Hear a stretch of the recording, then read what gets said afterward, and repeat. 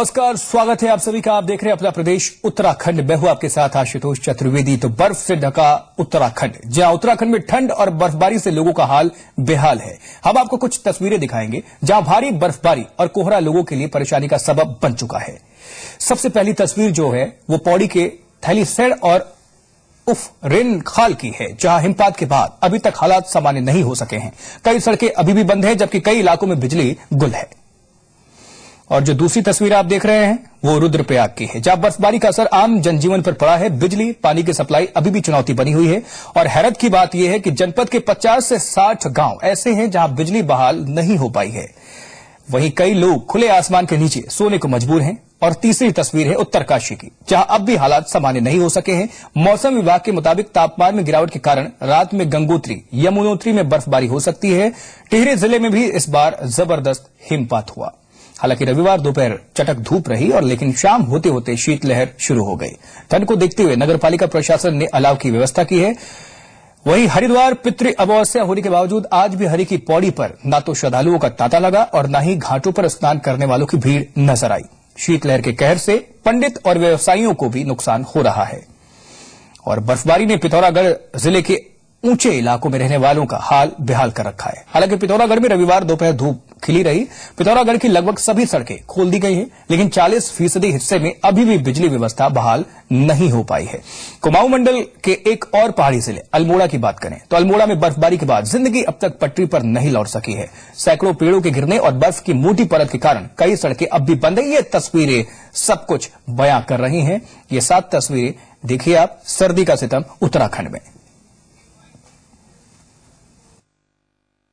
वो जब चाहे जिस समय चाहे काम बंद कर सकते हैं। और मैंने कहा है कि उनको हेलीकॉप्टर से ले आया जाए करके, लेकिन उनका कहना है कि वो इस टेम्परेचर में काम कर सकते हैं और वो कर रहे हैं। तो आपने देखा कि किस तरह उत्तराखंड बर्फ की सफेद चादरों से ढका हुआ है और लोगों की परेशानी काफी बढ़ रही है। मौसम विभाग की माने तो अगले कुछ दिनों तक सर्दी का सितम इसी तरह से जारी रहने वाला है।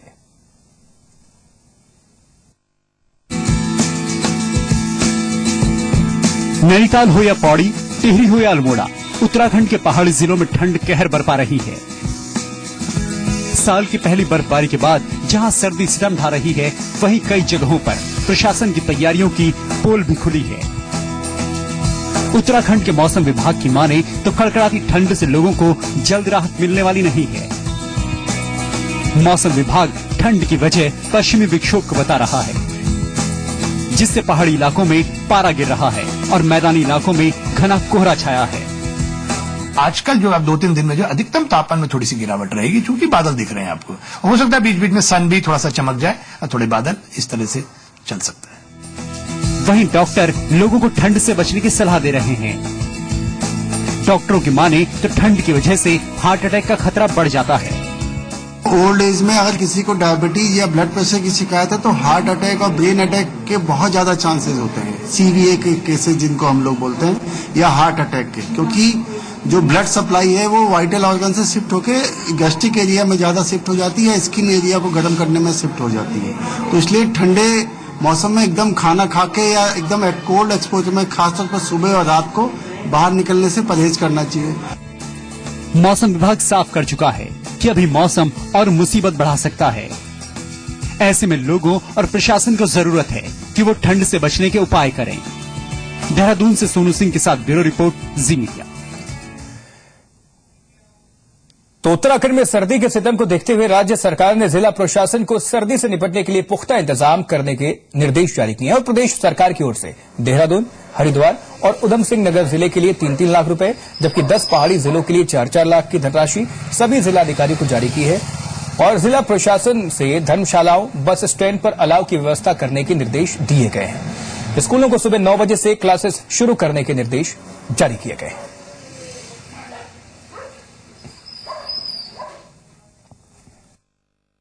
हमने कंबलों की व्यवस्था की है। शहर क्षेत्र में भी 15-16 जगह पे इसमें अलाव चल रहे हैं। सभी को ऑल एसडीएम्स, ईओस को निर्देश दिए गए हैं कि जो पब्लिक प्लेस है जहां पर भीड़ इकट्ठा होती है, वहां पर इस तरह के अलाव की जरूर व्यवस्था की जाए। और मेडिकल टीम को भी अलर्ट पर रखा गया है।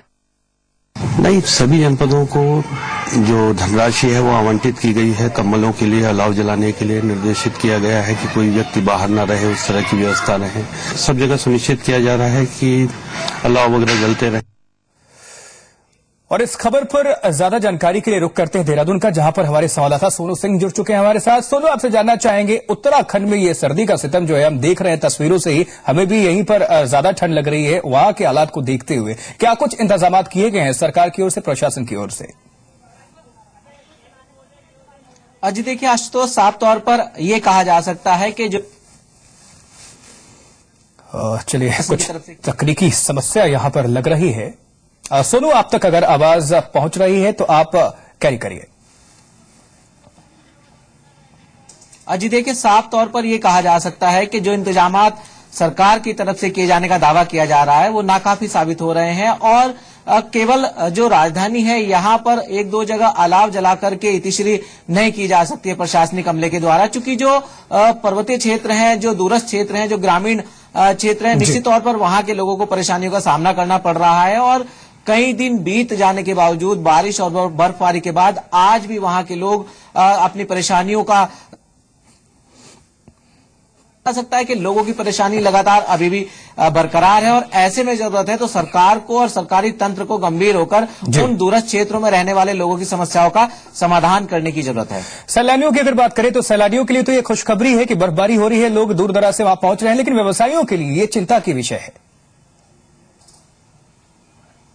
जी देखिए, निश्चित तौर पर यह कहा जा सकता है कि जो होटल व्यवसायी हैं और जो तमाम सैलानी हैं वो इस क्षेत्र का जरूर रुख करेंगे, उत्तराखंड का। और निश्चित तौर पर यह बात बिल्कुल सही है कि उनके लिए खुशी की बात है, क्योंकि खूबसूरत नजारों को, बर्फीली पहाड़ियों को कौन नहीं देखना चाहेगा। लेकिन सवाल यही है कि जो सैलानी आएंगे उनको ट्रैफिक की समस्या का सामना न करना पड़े, उनके लिए पर्याप्त संसाधन हो और इसके साथ साथ जो व्यवस्थाएं होनी चाहिए वो कम से कम उनको मिले, और वो मिल नहीं पा रही। तो साफ तौर पर ये सवाल खड़ा हो रहा है सरकारी तंत्र पर, सरकारी अमले पर, जो दावा कर रहे हैं वो पूरी तरह से लोगों को परेशानियों से निजात नहीं दिला पा रहे हैं, खास तौर से दूरस्थ क्षेत्र के जो लोग हैं।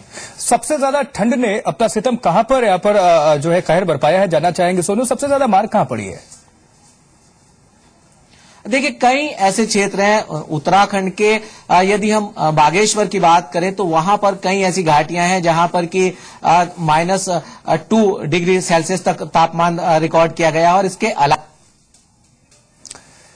औली वाला जो क्षेत्र है वहां पर अभी भी जो तापमान है वो शाम के समय में -1 डिग्री तक दर्ज किया जा रहा है। और इसके अलावा उत्तरकाशी का कुछ हिस्सा है, पिथौरागढ़ का कुछ हिस्सा है जहां पर की कड़ाके की ठंड हो रही है और जो तापमान है उसमें बड़ी मात्रा में जो है वो गिरावट दर्ज की जा रही है। तो साफ तौर पर ये जरूर कहा जा सकता है कि कड़ाके की जो ठंड हो रही है उससे अभी लोगों को ऊंचाई वाले चलिए सोनू, चलते चलते आपसे एक और संक्षेप में प्रश्न करना चाहेंगे कि सबसे ज्यादा आपने बताया कि कहां स्थिति जो है वो खराब है।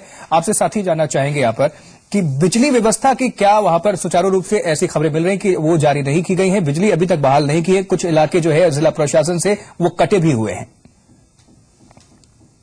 देखिए, काफी अहम सवाल आशुतोष आपने किया है। साफ तौर पर ये कहा जा सकता है कि जो कुमाऊं जोन के कई ऐसे जिले हैं, कई ऐसे एरिया हैं जो जनपद मुख्यालय से कुछ दूरी पर हैं, निश्चित तौर पर वहां की बिजली जो सप्लाई है उसको अभी बहाल विद्युत विभाग नहीं कर पाया है। और कमोवेश यही स्थिति उत्तराखंड के गढ़वाल जोन में भी नजर आ रही है। यदि हम दूरस्थ क्षेत्रों की बात करें तो वहां पर 7 दिन बीत जाने के बावजूद बर्फबारी के अभी तक भी विद्युत की जो सप्लाई है उसको बहाल नहीं कर पाया है प्रशासनिक तंत्र। तो साफ तौर पर एक सवाल जरूर यहां खड़ा हो रहा है। बहुत शुक्रिया इस तफसील भरी जानकारी के लिए सोनू सिंह आपका।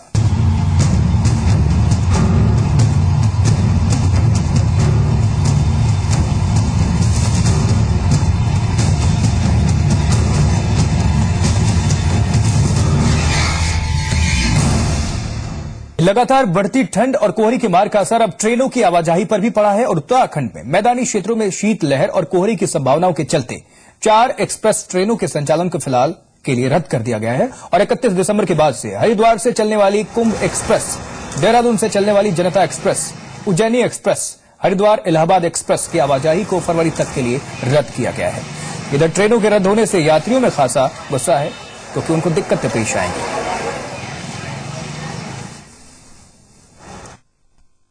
चाहते हैं सब ट्रेनें यहाँ आए और टाइमली आए, कोहरे का कोई ना कोई बंदोबस्त करें, कोहरा जिससे गाड़ियाँ, पहले भी गाड़ियाँ चलती थी, पहले भी खड़ी होता था, लेकिन गाड़ियाँ रख गई हैं, ये अब कोई नया सिस्टम शुरू कर दिया। रद्द कर दी, ये बड़ी शर्म की बात है उत्तराखंड के लिए, हमारे लिए और भारत सरकार के लिए। उत्तरकाशी में बर्फबारी के कारण लोगों का हाल बेहाल है। हालांकि ठंड से बचाव के लिए प्रशासन ने चौराहों पर अलाव की व्यवस्था की है। यही नहीं, सड़क किनारे रहने वालों के बीच कंबल और रजाइयां बांटी जा रही है। मनेरी, बड़कोट और पुरोला में प्रशासन ने करीब 300 गरीब लोगों को रजाइयां बांटी हैं। बता दें कि ठंड से बचने के लिए प्रशासन की व्यवस्था का मुआयना करने सीएम हरीश रावत खुद 23 दिसंबर को उत्तरकाशी का दौरा करेंगे। देखिए, काफी सर्दी का मौसम यहाँ पर हो रहा है, तो इसलिए पुलिस विभाग ने ये तय किया है कि जो गरीब लोग हैं उनका चयन करके हम लोगों ने लगभग 307 रजाइयाँ तैयार की हैं और हम लोग हर थाने में इसको बांट रहे हैं। यह हमारा 100 का लक्ष्य है। अभी हम लोग मनेरी में 50 को बांट के आए हैं। इसके बाद हम लोग दरासू जा रहे हैं, 50 रजाइयाँ दरासू बांटेंगे और 50-50 रजाइयाँ बड़कोट और पुरोला में।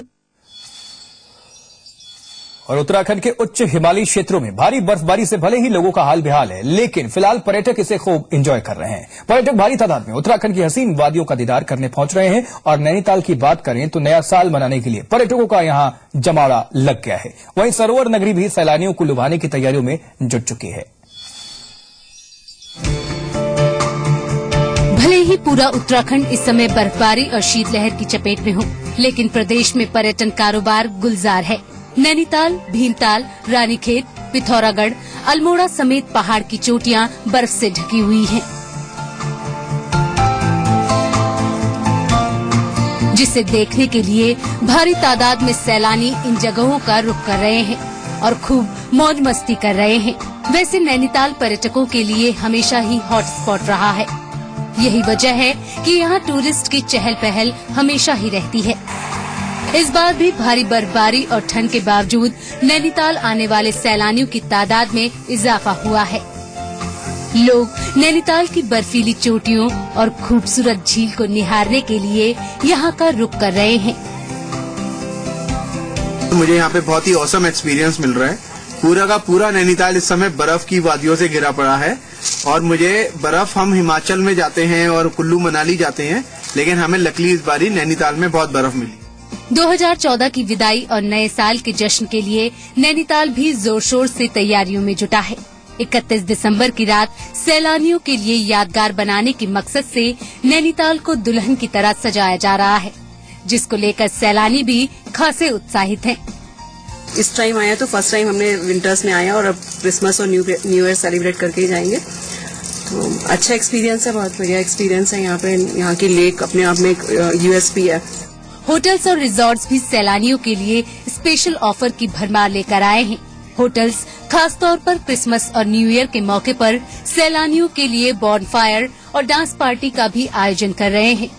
पूरे पर्यटन व्यवसाय की तरफ से अगर हम बोलें तो बहुत अच्छे तरीके से नैनीताल होटल रेस्टोरेंट एसोसिएशन पूरी मॉल रोड को सजाने की तैयारी कर रहा है। और जो बड़े होटल्स जिनको हम कहते हैं, उन्होंने अपनी अलग अलग तैयारी की हुई हैं और नैनीताल में कुछ अलाव की व्यवस्थाएं की जाएंगी होटल रेस्टोरेंट एसोसिएशन की तरफ से 31 की नाइट में। इस मौके पर पुलिस भी पूरी तरह से मुस्तैद है। सुरक्षा के मद्देनजर भी पुलिस ने पुख्ता इंतजाम किए हैं। रामनगर, भीमताल, भवाली और मुक्तेश्वर में भी पुलिस बल तैनात करने के निर्देश जारी कर दिए गए हैं। इस बार जगह जगह जो नैनीताल को आने वाले रूट्स हैं, स्पेशली जो भवाली भीमताल रूट है, जो कालाडूंगी से रूट आ रहा है, उस पर 12 पत्थर पे चेकिंग राउंड द क्लॉक होगी, भवाली में चेकिंग राउंड द क्लॉक होगी और जोलीकोट में भी हम बैरियर लगाएंगे और हनुमानगढ़ी पे भी ताकुला के पास भी बैरियर लगेगा, जहां राउंड द क्लॉक चेकिंग जारी रहेगी। पिछले साल उत्तराखंड में आई तबाही ने भले ही पर्यटकों की आवाजाही पर ब्रेक लगा दिया हो, लेकिन इस बार की बर्फबारी से नैनीताल ही नहीं, उच्च हिमालयी क्षेत्र भी पर्यटकों से गुलजार हैं। बर्फबारी का मजा लेने के लिए पर्यटक एक बार फिर उत्तराखंड का रुख कर रहे हैं, जिससे यहाँ के होटल कारोबारियों के साथ साथ स्थानीय लोगों के चेहरे भी खिल उठे हैं। नैनीताल से राजू पांडे के साथ ब्यूरो रिपोर्ट, जी मीडिया। और हरिद्वार में आज यूथ कांग्रेस के कार्यकर्ताओं ने कालेधन के मुद्दे को लेकर योग गुरु रामदेव के दिव्य योग मंदिर का घेराव किया। इन लोगों ने रामदेव को झूठा बताते हुए कहा कि लोकसभा चुनाव में रामदेव ने विदेशों में जमा कालेधन को वापस लाने की बात कही थी, लेकिन मोदी सरकार के 6 महीने के कार्यकाल के बाद भी अब तक विदेशों से कालाधन वापस नहीं आया है। दरअसल ये लोग रामदेव का घेराव करना चाहते थे, लेकिन रामदेव अब कनखल स्थित दिव्य योग मंदिर में नहीं रहते हैं, लिहाजा इन लोगों ने मंदिर के बाहर ही रामदेव के खिलाफ नारेबाजी और विरोध प्रदर्शन किया। कांग्रेस के विरोध प्रदर्शन को देखते हुए प्रशासन ने भी बड़ी संख्या में सुरक्षा बल तैनात कर दिया है।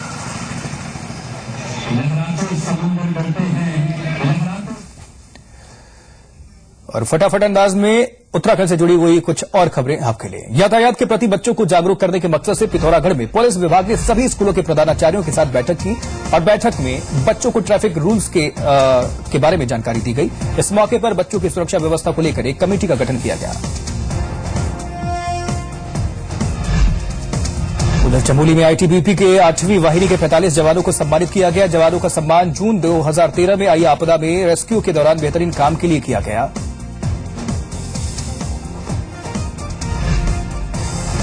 श्रीनगर के यूनिवर्सिटी यूथ क्लब के 7वें स्थापना दिवस के मौके पर रंगारंग कार्यक्रम का आयोजन हुआ। कार्यक्रम में लोक नृत्य प्रतियोगिता में स्कूली बच्चों ने शिरकत किया।